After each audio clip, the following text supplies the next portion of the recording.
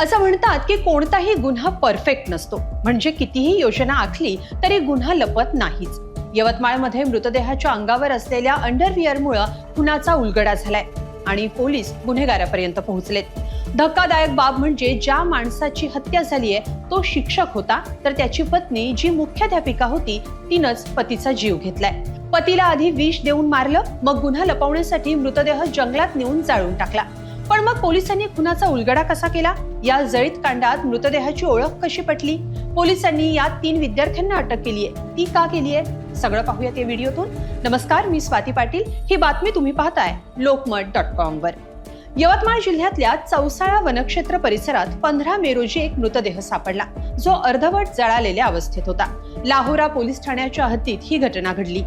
पोलिसांनी अज्ञात व्यक्तीविरोधात खुनाचा गुन्हा दाखल केला. भारतीय न्याय संहिता कलम 109 आणि 238 अंतर्गत गुन्हा नोंदवत या हत्येचा तपास सुरू झाला.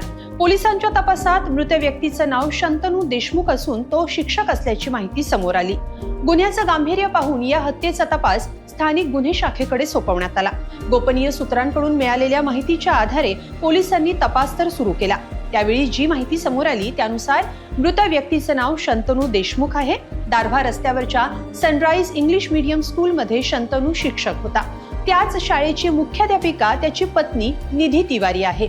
या दोघांमध्ये प्रेमसंबंध होते. 2 वर्षांपूर्वी या दोघांनी आंतरजातीय विवाहही केला. काही दिवस त्यांचा संसार सुखात सुरू होता, पण नंतर शंतनूला दारूचं व्यसन जडलं. यातूनच दोघांमधले वाद वाढले. दारूचे व्यसन जडलेल्या शिक्षक पतीपासून सुटका करून घेण्यासाठी मुख्याध्यापिका पत्नी निधीनं त्याला संपवण्याची योजना आखली.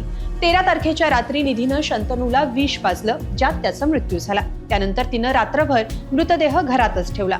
दुसऱ्या दिवशी ती शाळेत गेली. मृतदेहाची विल्हेवाट लावण्यासाठी विद्यार्थ्यांची मदत घ्यायचं तिनं ठरवलं. शिकवणीसाठी घरी येणाऱ्या इयत्ता 9वीतल्या 3 विद्यार्थ्यांना तिनं विश्वासात घेतलं आणि विद्यार्थ्यांच्या मदतीनं रात्री शंतनूचा मृतदेह चौसाळ्याच्या जंगलात नेऊन फेकला.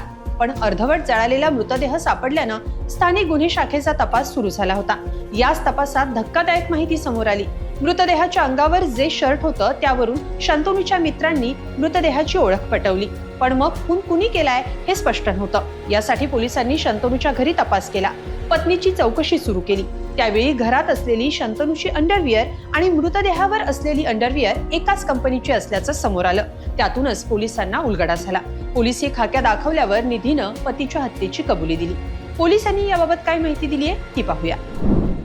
दिनांक 15/5/25 रोजी पोलीस स्टेशन लोहारा हद्दीमध्ये चौसाळ्याच्या जंगलामध्ये एक अर्धवट जळालेल्या अवस्थेमध्ये एक मृतदेह मिळून आला होता. आम्ही घटनास्थळावर जाऊन आमचे सर्व वरिष्ठ अधिकारी घटनास्थळावर गेलो आणि मृतदेहाची पाहणी आणि घटनास्थळाची पाहणी केल्यानंतर आम्ही तपासाची चक्रे फिरवली. आमचे जे गोपनीय सूत्रधार आहे किंवा गोपनीय माहितीदार यांच्याकडून माहिती संकलित करणं सुरू केलं.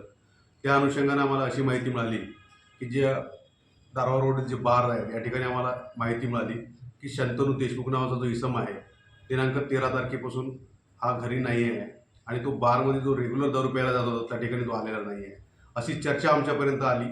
आणि ज्या लोकांनी चर्चा केली आम्ही त्यांना विचारपूससाठी ताब्यात घेतलं. ताब्यात घेतल्यानंतर त्यांना आम्ही विचारलं तर त्यांनी सांगितलं की 13 तारखेपासून आमच्याकडे शंतनू देशमुख आलेला नाही, तो रेग्युलर यायचा पण तो आलेला नाही. त्याच्यानंतर आम्ही त्यांची माहिती पटवली. फोटोग्राफ त्यांना दाखवले आम्ही मृतदेहाचे. त्यांनी फोटो बघितले आणि ज्या इसमाबद्दल त्यांनी माहिती दिली शंतनू देशमुख, त्या दिवसचं त्यांचं शर्ट घातलं होतं त्यांनी आणि घटनास्थळावर आम्हाला त्या कलरचे काही कपडे मिळाले. त्याच्यामध्ये ते थोडेफार मिळणारे होते. आम्हाला तो धागा मिळाला तपासासाठी. त्या अनुषंगाने तो कुठे राहतो आम्ही त्या ठिकाणी जाऊन पूर्ण माहिती घेतली. त्याची जी पत्नी आहे निधी तिवारी, तिचं पूर्वीचं नाव सध्या निधी देशमुख, हिची आपण पूर्ण माहिती घेतली, विचारपूस केली. तिच्या बोलण्यामध्ये तफावत आढळून आली. त्या अनुषंगाने तिला अधिक विचारपूस केली असता तिने गुन्ह्यासंबंधाने तिच्याकडून तिचे पती शंतनू देशमुख याच्याकडून तिला जो त्रास होत होता त्याला कंटाळून तिने ते पाऊल उचलले की त्याचा खून करून त्याचा मृतदेह विल्हेवाट लावून तिने ठरवलं. त्यासाठी तिने पॉयझन तयार केलं. त्या पॉयझन तिला 13 तारखेला पाजलं, त्याला दिलं. त्याच्यामध्ये त्यांचा मृत्यू झाल्यानंतर त्या मृतदेहाची विल्हेवाट लावण्यासाठी तिच्याच ते ट्युशनमधले जे मुलं होते विद्यार्थी त्याचा उपयोग तिने केला. मृतदेहाची विल्हेवाट लावण्यासाठी 3 विधी संघर्षाच्या बालकाचा तिने उपयोग केला. या तपासामध्ये आम्हाला स्थानिक इन्फॉर्मर तसेच काही गोष्टी तांत्रिक माहिती आम्ही ती घेतली. त्यानंतर आरोपी आणि तिच्या कॉन्टॅक्टमध्ये असणारे इतर इसम विधिसंघर्ष बालक यांच्याकडून काही तांत्रिक पुरावे मिळाले. त्यांना अधिक विचारपूस केली. त्यांनी पूर्ण गुन्ह्याचा घटनाक्रम उलगडून दाखवला. अशा प्रकारे हा अत्यंत गुंतागुंतीचा जो गुन्हा होता हा उघडकीस झालेला आहे. या हत्याकांडात हादरवणाऱ्या गोष्टी समोर आल्या. शंतनू दारूच्या आहारी गेल्यानं त्याला संपवायचं निधीनं ठरवलं. त्यासाठी गुगलवर पाहून विषारी ज्यूस तयार केला. दारूच्या नशेत असलेल्या शंतनूला ते विष पाजलं. एक दिवस त्याचा मृतदेह घरातच ठेवून ती शाळेत गेली. पण मृतदेहाची विल्हेवाट लावण्यासाठी निधीनं चक्क विद्यार्थ्यांची मदत घ्यायचं ठरवलं. त्या रात्री 9वीच्या 3 विद्यार्थ्यांना घेऊन निधीनं शंतनूचा मृतदेह चौसाळ्याच्या जंगलात फेकून दिला. पण मृतदेह ओळखला जाण्याची भीती वाटल्यानं दुसऱ्या दिवशी ती पुन्हा त्या रात्री तिथं गेली आणि मृतदेहावर रॉकेल ओतून जाळून टाकला. पोलिसांच्या तपासात निधी आणि 3 अल्पवयीन मुलांचं मोबाईल संभाषण समोर आलंय. लोकेशनही सारखंच निघालंय. त्यामुळं या सर्वांचा गुन्ह्यातला सहभाग स्पष्ट झालाय. पोलिसांनी निधीला अटक केलीय तर 3 अल्पवयीन विद्यार्थ्यांना ताब्यात घेतलंय. दरम्यान या हत्येनं यवतमाळ हादरून गेलंय. ज्या विद्यार्थ्यांना विद्येचे धडे द्यायचे त्यांना निधीनं गुन्ह्यात सहभागी करून घेतलं.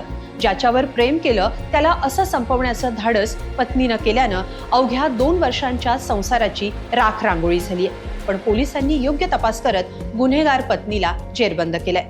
गुन्ह्याच्या या मानसिकतेवर तुमचं काय मत आहे कमेंटमध्ये लिहा आणि lokmat.com ला सबस्क्राईब करा. धन्यवाद.